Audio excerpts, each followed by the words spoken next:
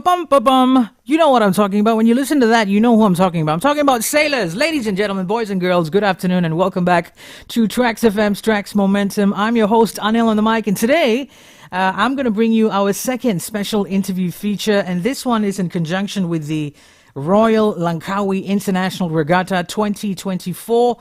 There's an acronym for it, RLIR. I'll let our guests give us a perspective on how that can be pronounced. Perhaps sailors do it better than me, and excuse my ignorance for that. And in the studios today, Anil on the mic is not alone. I'm joined by three very formidable people in the world of sailing. First of all, ladies and gentlemen, I'm pleased to introduce Dato Richard Curtis. He's the skipper and the past chairman of Muda Selango International Regatta and the Royal Langkawi International Regatta Founding Organising Committee. Dato, welcome to Trax. Thank you. Happy to be here. Likewise. I'm here, Dato. Yes, good to see you. Dato and I have to give hand signals and cues. Next up, we have another sailor of my Gadis, and she is Adlina Eddy Maria. Hi, Adlina. Hi, Anil. Good afternoon. Welcome to Trax. And happy to be here. Likewise, happy to have you here. Happy to have all of you here. And last but not least, I have the skipper of VG Offshore, Mr. Rama Menon. Mr. Rama, welcome to Trax. Yeah, thank you for being here. All right, great. I was under the impression that sailors always have big forearms, but you guys have a lot of finesse, far from what the picture in my mind is. So let's have this great conversation right now. Perhaps, Dato, you can start off by telling us a bit more about yourself. I've lived in Malaysia most of my life, and I took up sailing. I wanted to do a different sport. Okay. It makes something different from doing business or working.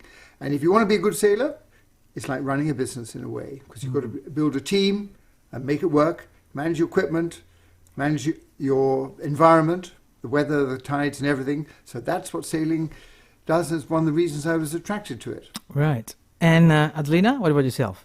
KL born and bred, started sailing in school. So at that time I was in a boarding school. So the Ministry of Education at that time chose about 6 boarding schools, and they provided optimist boats and also coach from the Royal Malaysian Navy. So that's when I started sailing. I've loved it and never stopped. Okay. And Mr. Rama, what about yourself? Yeah, my name is Ramasamy Menon, or you call Rama Menon.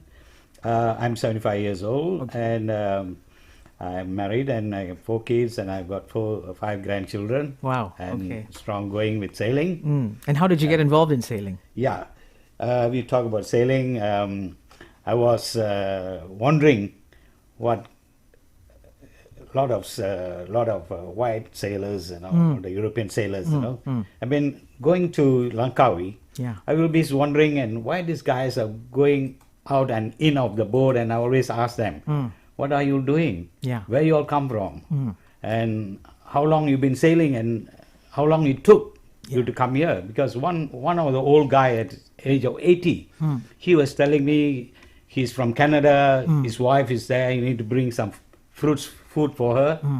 And he comes with a bicycle and runs up and down in Langkawi, the Anchorage area. Then I was wondering, if they can do. And I'm wondering what is this, all the strings about and the sails about. Yeah. This is what made me wonder. It intrigued you and attracted you to the sport. it And was. how long have you been sailing, sir? So now I became a sailor 13 years now. 13 years. Yes. Okay.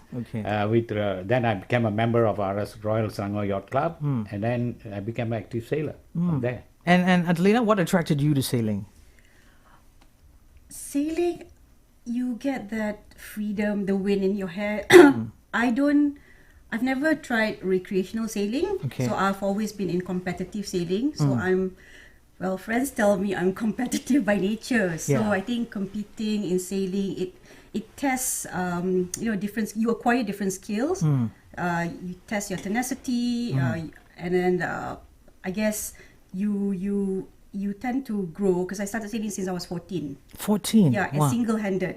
So Wow. at that time, my coach just put me on the boat. Okay, you had theory lesson, and say, okay, now it's time for practical. They put us on the boat, say, go up to that buoy, and then come back.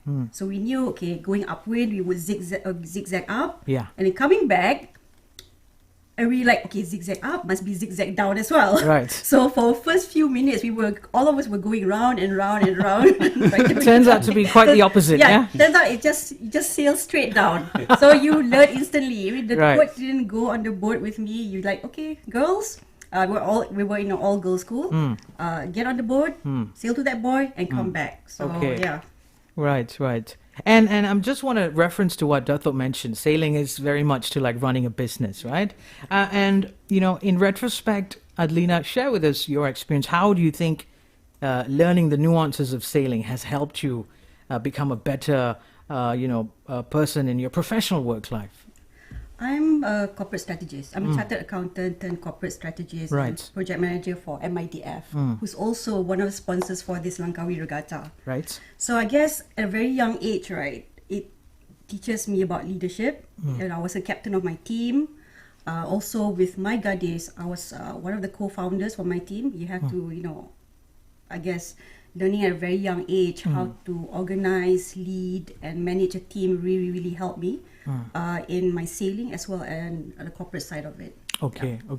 Now, I want to just touch a little bit about on the accessibility of the sport of sailing, so to speak. Dato, maybe you can shed some light on that. I'm sure a lot of young ones, the youngsters, the youths are interested maybe to, get involved in the sport of sailing. But maybe there's a perception because there's a very tall barrier to entry. So how accessible really is the sport of sailing, Dato? This barrier to entry is a legend around the world.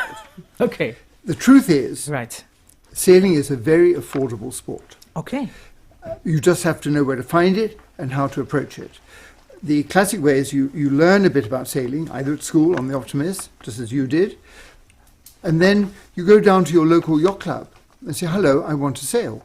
And someone will always take you under their wing and take you out on their boat and teach you how to do it.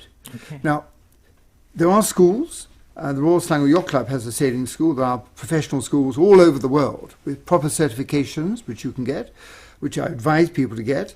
But for instance, at Royal Langkawi Yacht Club, you can walk down there and you can rent a boat for the afternoon for 300 or 400 ringgit for 4 of you to either race competitively, as you would want to, or have a nice afternoon out. So you can look at sailing rather like you might go, I'm going to go mountain biking for the morning. I'm going to go hiking up Mount Broga for half a day. Yeah. You can approach sailing like that. And it's incredibly exciting because you are dealing with all the components of life. It is like an opera. This has everything in it.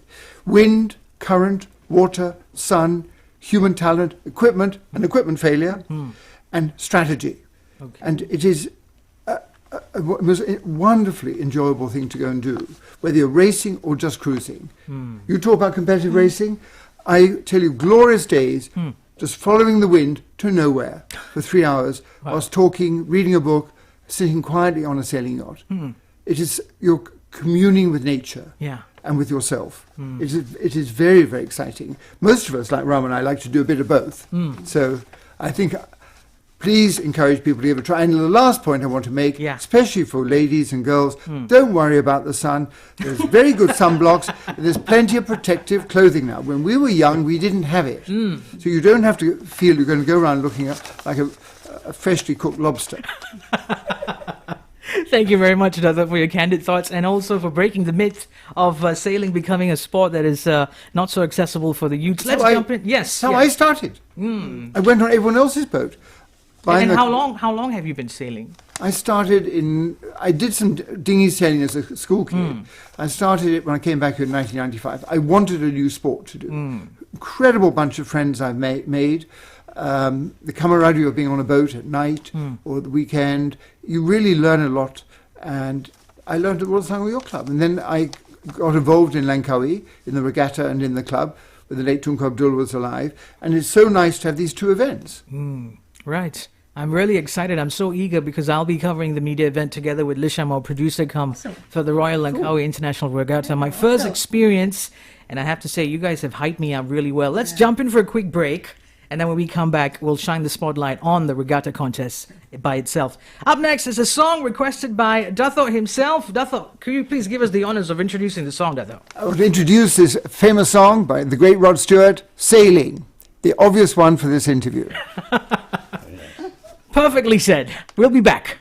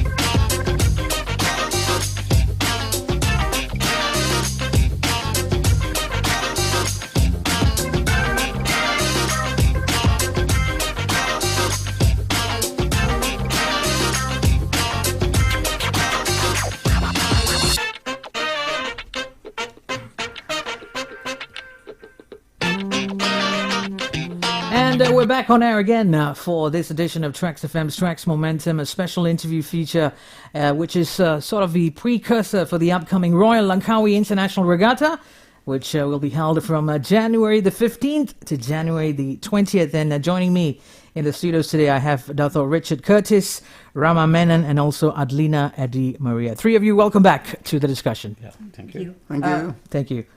So now I want to talk about your experiences at the Royal Langkawi International Regatta. Rama, maybe you can start off by sharing with us all of your moments, unforgettable moments perhaps at the regatta.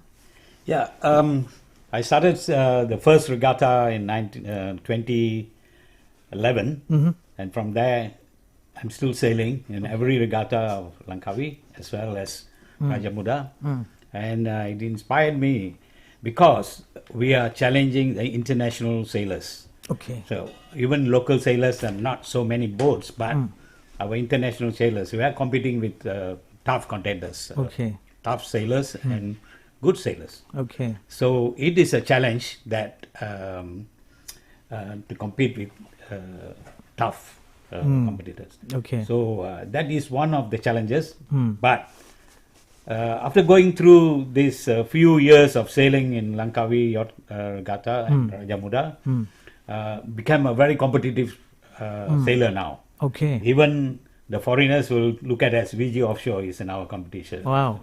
In the group. So they felt that is a threat. Okay. Okay. Don't say Okay. threat, but it is serious. Like Okay. we got a competitor. We both compete. It's a Lady Bubbly. It is Australian boat and a fantastic sailors. And always they feel that VG Offshore. Where is VG Offshore? You know that feels me so confident and so fun. You know. Okay. And that is one of the things that Your I want to memories say at about. the regatta. Yeah, Adlina? it's a very good challenge. Your first ever memory of participating at the regatta? Well, I've lived abroad all this while. So in 2016, I came back to Malaysia and entered Raja Muda Regatta in 2016. So 2017 was my first Langkawi Regatta, and I've been entering the regattas every year, except for the COVID years, of course. So I started sailing with Blue Angel in 2017, crewing for Jeremy Camps. After a while, my friend and I, Noor, we noticed like, okay, there are a lot of women sailors, Yeah. but only one in a boat or two in a boat, but not a full crew of ladies. Yeah. So we're thinking like, maybe we should gather a few ladies Yeah. and start a team. That's Yeah. when we gathered a few like-minded sailors. And started My Gadis, which we made debut in 2020. Okay. And that year, we took the sports boat Plateau, which is a smaller boat. And that year, the wind was so strong. Wow. Yeah. So strong that we had 2 incidents of men overboard. Or women overboard. Okay. Yeah. So our skipper, he was helming. Huh. And then the tiller extension broke off. Okay. Right? Okay. And suddenly we saw like, our skipper floated away. So somebody Okay. had to helm the boat and Okay. go around and pick her up. But Okay. it was a scary experience. But Yeah. I guess you need to go through that in order to learn what to do, right? Yes. Next time yes. it happens. Yes. Yeah. This is what I love about speaking to athletes, and it's really people who have chosen to trailblaze the sport that you love so much, is when you give a perspective, when you give us a narration of what happens as the action unfolds. Because for a naive mind who's watching the action on TV, maybe you just see a bunch of men sitting on a dinghy or a sailboat and just sailing away, following where the wind takes them. But when you get the first-hand experience from the sailors, so I just want to pick on your brain a little bit, Adlina. Talk to us. Give us the most vivid narration of a sailing moment that you just could never forget, that you came out of, so to speak. Can you pick one? Ooh. Just for our listeners and for us? Give us some drama so we can just hype things up for the Royal Langkawi International Regatta. Okay. Okay. Not in Langkawi Regatta, Okay. but it was Raja Muda Selango Regatta. It was a passage race. Okay. Oh, I cannot forget. That was my first and last time I joined Raja Muda Regatta. It was a passage race from the first leg, from Port Klang to Pangkor. Okay. Okay, we were the first boat to cross the starting line, Right. sailing, and then sundown, and then the rain started. Oh, okay. Rain started, didn't stop, thunder, lightning, everything. I think we got hit by lightning, I think. Ouch. We lost our engine, lost our instrument, but luckily the wind was strong. And we could sail on Yeah. all the way to Pangkor. And this happened like overnight, and the rain didn't stop. It rained, drive for about half an hour and it rained again. So by the time we got to Pangko, we were the last boat to arrive. And I was all like a prune, you know. It was wet for the whole night. Wow. Okay. That was my first regatta, and that happened, and I cannot forget till today. Wow. But we survived. In the end, we got first place. Ah, Oh. Yeah. okay. So it was worth was worth all it, that yeah. hassle. Dato, could you please tell us how different is the Royal Langkawi International Regatta compared to other regattas? Yeah.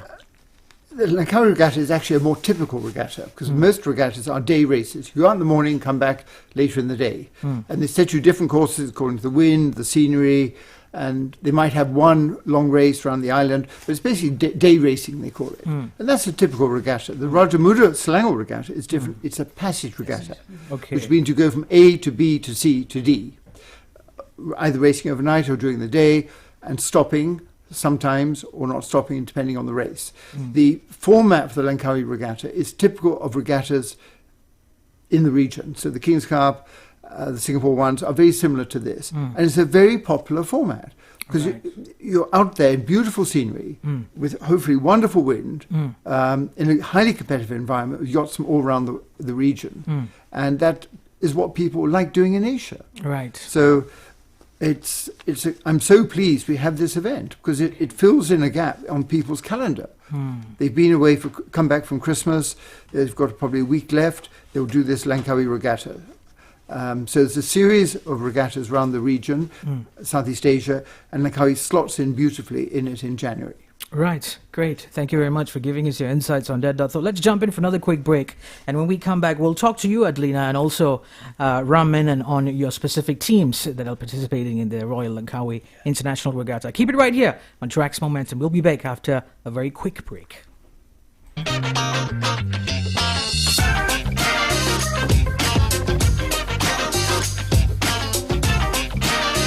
Plug the regatta.